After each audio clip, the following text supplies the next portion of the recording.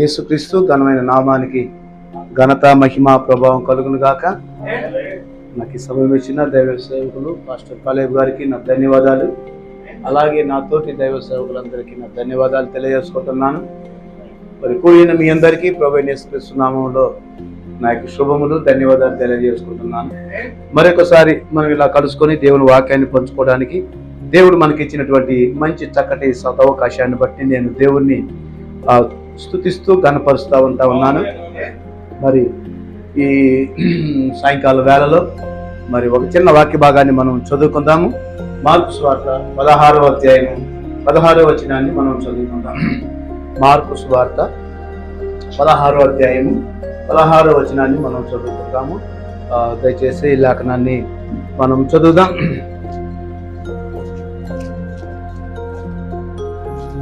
Mark 16:16 నమ్మి బాప్తిస్మం పొందినవాడు రక్షించబడును, నమ్మని వానికి శిక్ష విధించబడును. చాలు. పరిశుద్ధుడైన మా తండ్రి, జీవాధిపతి యేసు ప్రభుని పాదములకు స్తుతులు స్తోత్రములు వందనాలు చెల్లించుకుంటున్నాం. చదువుకున్న ఈ లేఖన భాగాన్ని మా వినికిడిలో దీవించండి, ఆశీర్వదించండి, మా కొరకు విరచి వడ్డించండి. మహిమ ఘనత ప్రభావం పొందమని యేసుక్రీస్తు నామములో ప్రార్థిస్తున్నాను. ఆమేన్. దేవునికి స్తోత్రం. సంతోషంగా ఉన్నారండి? సంతోషంగా ఉంటే దేవునికి స్తోత్రం చెప్పండి. సంతోషం లేని వాళ్ళు ఒకసారి దేవునికి స్తోత్రం చెప్తారా? సంతోషం లేదా? సంతోషంగా ఉండండి.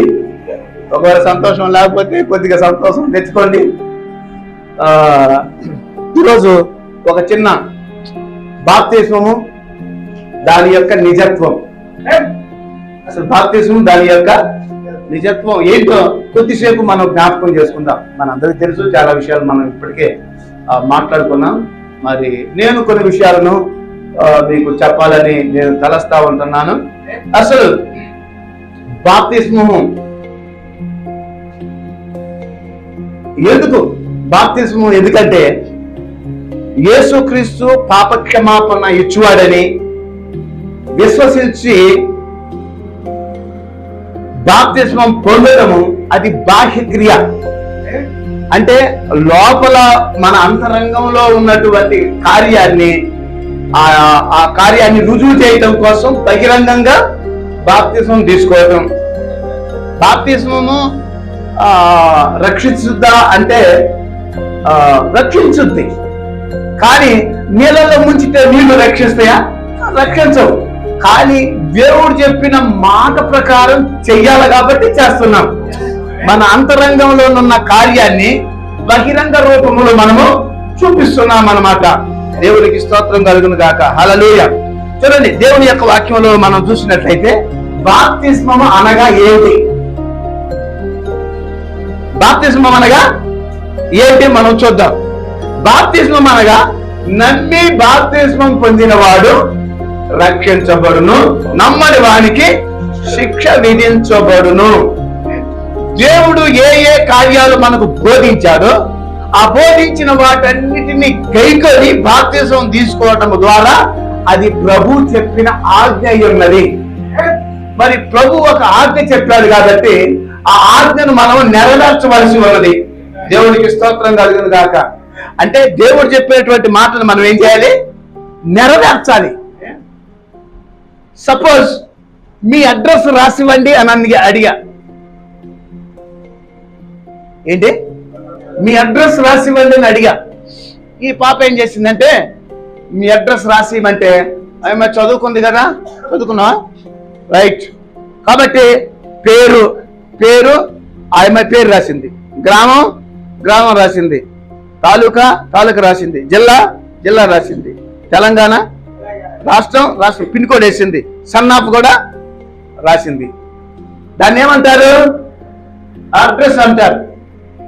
మరి ఇంకొకటికి కూడా నీ అడ్రస్ రాసిమంటే గ్రామము పేరు అనే కాడ పేరు అని రాసింది, గ్రామం అనే కాడ గ్రామం అని రాసింది, మండలం కాడ మండలం, జిల్లా కాడ జిల్లా, రాష్ట్ర కాడ రాష్ట్రం, పిన్ కోడ్ కాడ పిన్ కోడ్ అని రాసింది. అంటే ఉన్న వాటిని బ్రాకెట్లో డాష్లో ఎత్తి రాసింది. ఇది ఏది సత్యం అంటే ఏది కరెక్ట్ అంటారు? కరెక్టేనా? ఇప్పుడు బాప్తిస్మం కూడా తండ్రి కుమార పరిశుద్ధాత్మ నామములో బాప్తిస్మం ఇవ్వమన్నాడు దేవుడు. అపోస్తలులందరూ ఏం చేశారు? యేసుక్రీస్తు నామంలో బాప్తిస్మం ఇచ్చారు. ఇప్పుడు ఏమంటున్నారు? శిష్యులు తప్పు చేశారా? అలా చేయలేరు. ఎందుకంటే వాళ్ళే ప్రపంచానికి వెళ్ళి ఆ సువార్తను ఉన్నత వరకు బోధించినటువంటి వాళ్ళు. మరి యేసు ప్రభు చెప్పాడు, అందుకని మేము కూడా వాళ్ళు ఏమంటున్నారు? యేసు ప్రభు ఆయన నోటికుండా ఆ తండ్రి కుమార పరిశుద్ధాత్మని బాప్తిస్మం ఏమన్నాడని వీళ్ళు కూడా ఏం చేస్తున్నారు? తండ్రి కుమార పరిశుద్ధాత్మని బాప్తిస్మం ఇచ్చి ముంచి లేపుతున్నారు. అంటే అడ్రస్ అంతా ఎలా రాసింది ఈ అమ్మాయి? క్లియర్ గా రాసింది. ఇంకొక అమ్మాయి ఏం చేసింది?